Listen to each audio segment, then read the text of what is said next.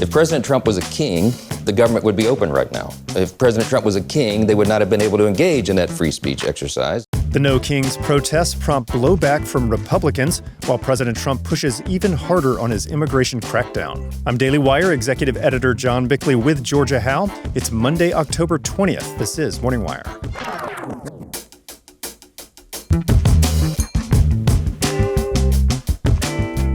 A new investigation exposes the dark money fueling the anti-Trump protests sweeping the country.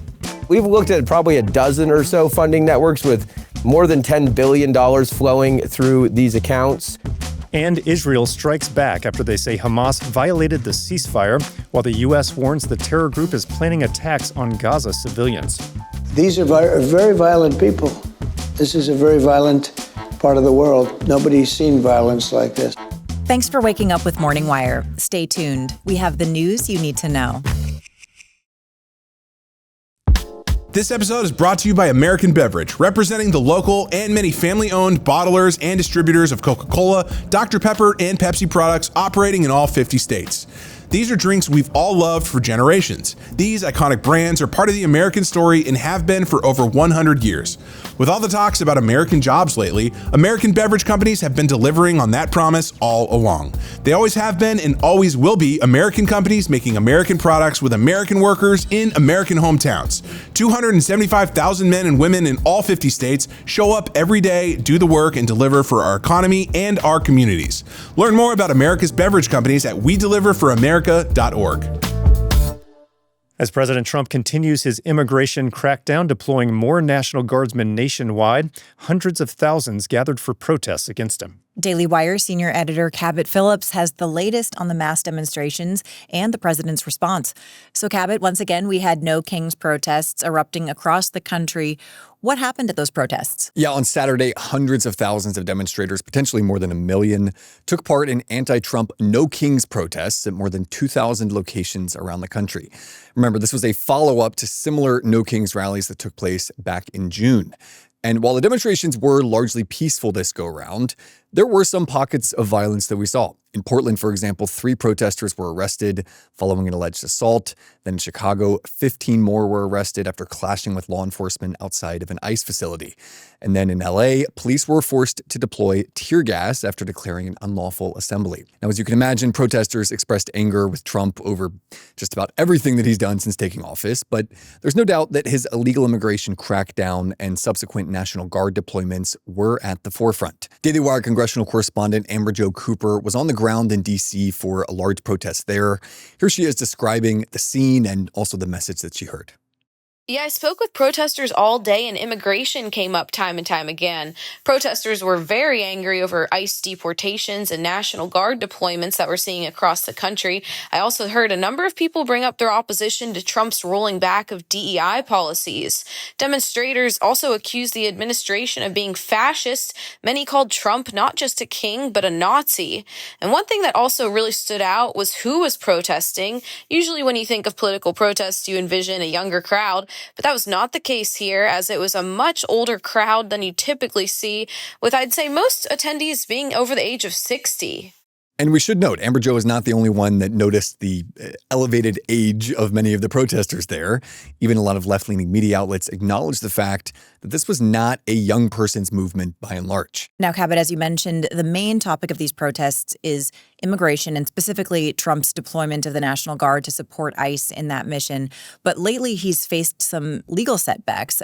How do things stand in the courts? Right. So remember, Trump is arguing that the National Guard is necessary to protect federal agencies and also facilities that have been attacked and really threatened by left-wing agitators. But virtually everywhere that he has ordered those deployments, he has faced lawsuits from Democratic lawmakers. In Illinois and Oregon, federal courts have temporarily blocked his order, while a California case is ongoing, but it appears likely a judge will rule against Trump there as well. And then on Friday, we saw the latest lawsuit coming out of Memphis, where guardsmen have already hit the ground. 7 Tennessee officials have filed yet another lawsuit against Trump. That effort is being backed by Democracy Forward, a far-left nonprofit funded by Democratic megadonors. Though a judge in that case denied a request to put an immediate hold on the deployment, they set a court date for November 3rd, so it could be blocked here in the coming weeks. Now, for their part, the White House is seeking relief from the Supreme Court. They filed a formal request Friday calling for them to intervene and allow the Guardsmen to continue being deployed, specifically in Chicago, where they argued a lower court ruling, quote, improperly impinges on the president's authority and needlessly endangers federal personnel and property. Now, speaking of presidential authority, pivoting a little bit, what's the status of President Trump's attempts to stop some of those drug boats in South America and Central America? Right. Following a strike on a submarine believed to be smuggling drugs, for the first time, 2 of the alleged smugglers survived. And that left the White House in a really tricky spot. Ultimately, they opted to release those 2 men to their home countries of Ecuador and Colombia. Colombian Foreign Minister Armando Benedetti called the survivors, quote, criminals who will face justice for drug trafficking. President Trump again warned that, quote, under my watch, the United States of America will not tolerate narco-terrorists trafficking illegal drugs by land or by sea. So President Trump not deterred on either front, it sounds like. Cabot, thanks for reporting. Absolutely. By the time the average person reaches 60, they've likely cycled through numerous fad diets, collectively losing and regaining several hundred pounds over the years. All that yo-yo dieting increases your risk of diabetes, liver problems, and heart issues. The truth is, most of us need more than willpower to break free from this pattern. That's where lean comes in. Unlike those expensive GLP-1 injections, lean is a non-prescription supplement created by doctors specifically for this problem. And the science behind it is rock solid. Lean tackles weight loss 3 ways that actually help you keep it off. It keeps your blood sugar steady, no more energy crashes sending you into a snack cabinet. It controls cravings and that constant hunger feeling. And it helps your body convert fat into energy instead of storing it. I say it all the time, I was skeptical, but I tried it anyway, and before I knew it, I was down a pant size and I was going to the Daily Wire kitchen way less. If you want to lose meaningful weight at a healthy pace and keep it off, add lean to your diet and exercise lifestyle. Get 20% off when you enter code MorningWire at takelean.com. That's code MorningWire at takelean.com today. All the focus on the No Kings protests over the last week has drawn attention to the organizations fueling them. Now, a new report from Peter Schweitzer and his Government Accountability Institute found nearly $300 million from billionaire-backed networks is being funneled into the protests' organizers. Joining us now to discuss is Seamus Bruner, Director of Research at GAI and author of Controligarchs. Seamus, good to see you again. Thanks for coming on.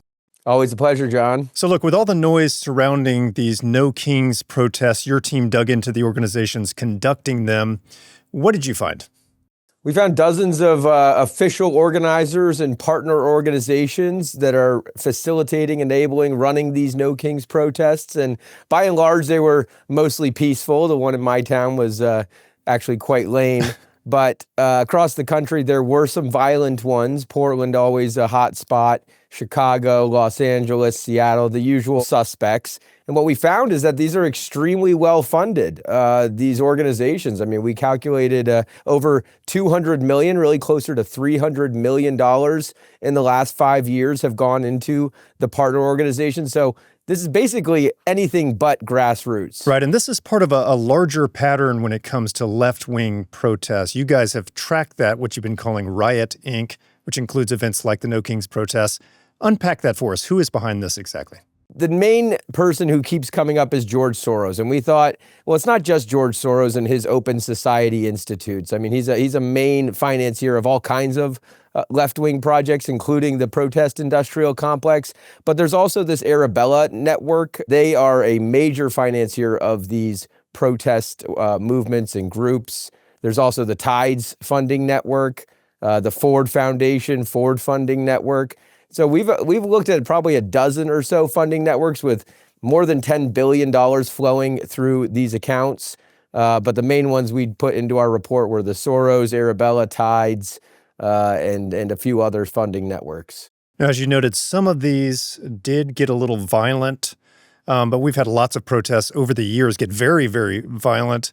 Is there a sense that there's going to be some accountability for these institutions funding these protests? That's my sense. I was at the White House last week talking with President Trump and Attorney General Pam Bondi and FBI Director Kash Patel. They all seem very locked in on this issue, wanting to get to the money, not just the boots on the ground and the people committing the violence, but who is financing this. I've spoke with some people at the Homeland Security investigations. They seem to be very interested in the follow the money aspect. So I think that they are working their way up. Yeah, related to that, we've just seen the Trump administration label Antifa a terrorist organization. They appear at many of these events. How does that impact the sense that there's going to be some sort of accountability again for these organizations? Yeah, the designation, I mean, I think it's one that a lot of Americans get sort of uneasy about because it can cut both ways. What I see is that it's a forcing function that really gets kind of lights a fire underneath the law enforcement agencies so that they can open up broader investigations. At the end of the day, the people who they arrest, whether they're domestic terrorists or not, are going to be charged with violent crimes. And so I don't think that they're going to be arresting anybody as a domestic terrorist who hasn't actually committed some sort of crime. The Democrats countered this by claiming that Antifa is actually a myth. It's not actually an organization and thus a false label. What's your response to that? Yes, I mean, it's preposterous to say that the Antifa isn't an organization just because it doesn't have like an LLC or a EIN or, some sort of corporate entity. There's all kinds of groups that don't have corporate entities that can be investigated as organizations. But law enforcement has the tools to follow the money even in those ways that we don't. Right, and we'll see what actions the Trump administration takes in the near future. Sure seems like, as you've said, they are highly focused on this issue. Seamus, thank you so much for talking with us. Thanks, John. Vice President Vance is set to visit the Middle East this week as President Trump's historic Middle East peace deal is buffeted by violent clashes in Gaza. Daily Wire reporter Tim Pierce is here to talk about the latest on the ceasefire in Gaza. So, Tim, the State Department warned Hamas, and now Israel has sent retaliatory strikes. How is this ceasefire holding? Yeah, the situation is tenuous, but not unexpected. The Trump administration knew going into this that it would likely take strict U.S. oversight to keep the violence in check. And we saw the beginning of that on Saturday when the State Department said in a statement, the United States has informed the guarantor nations of the Gaza peace agreement of credible reports indicating an imminent ceasefire violation by Hamas against the people of Gaza. Now, to clarify, this statement is very specifically about Hamas attacks against Gazans. Nothing to do with the Israelis yet. Trump went on Fox Business this weekend to talk about it. Do you believe they really will disarm? Well, they promised they would. They said they would. It's down that they would. Now, they said they were gang members, et cetera, et cetera. If we have to, we'll disarm the them. U.S.? Well, whether it's me or the U.S. or it's, a proxy, could be Israel. With our backing, we won't have boots on the ground. There's no reason to. Last week, social media was filled with videos that are probably what the State Department is referring to here. Videos of Palestinians being publicly executed or essentially tortured for alleged crimes by Hamas. In one video, I saw a Gazan was held down while his legs were broken with rocks and steel rods. Very difficult footage to watch. Now, Israel has already said that Hamas has violated the ceasefire, that they've killed 2 Israeli soldiers.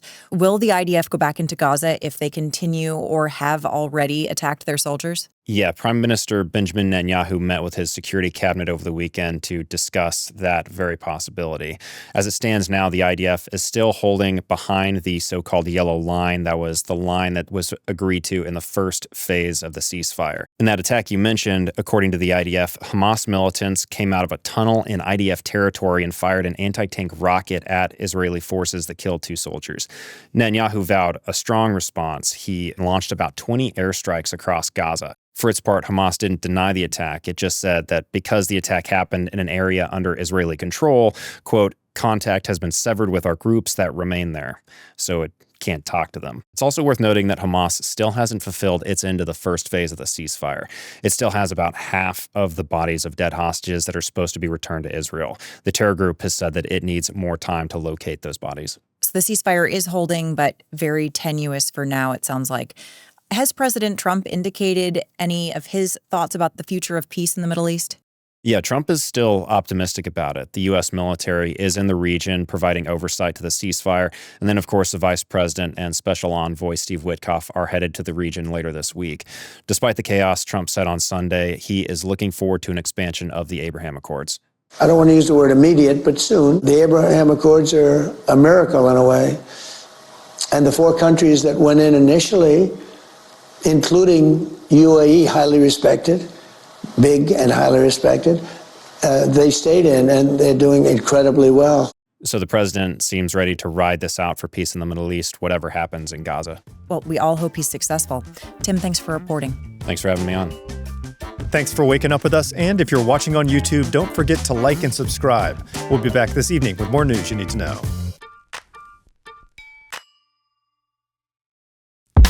You know that nagging feeling about the doctor's appointment you've been putting off forever?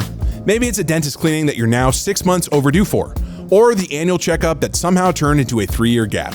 With ZocDoc, you can find and book the right doctor entirely online, and honestly, you'll probably have an appointment scheduled before the end of this ad. Finding the right doctor used to be such a hassle, but ZocDoc has really changed the game.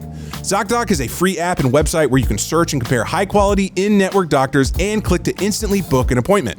They've got over 100,000 doctors across every specialty you can think of: mental health, dental, primary care, urgent care, you name it. The best part is you can filter for exactly what matters. Doctors who take your insurance are nearby and have great ratings from real patients. Once you find someone who looks like a good fit, you can see their actual available slots and book instantly, no more phone tag. Stop putting off those doctor's appointments and go to ZocDoc.com/wire to find and instantly book a top-rated doctor today. That's ZocDoc.com/wire. Again, that's ZocDoc.com/wire today.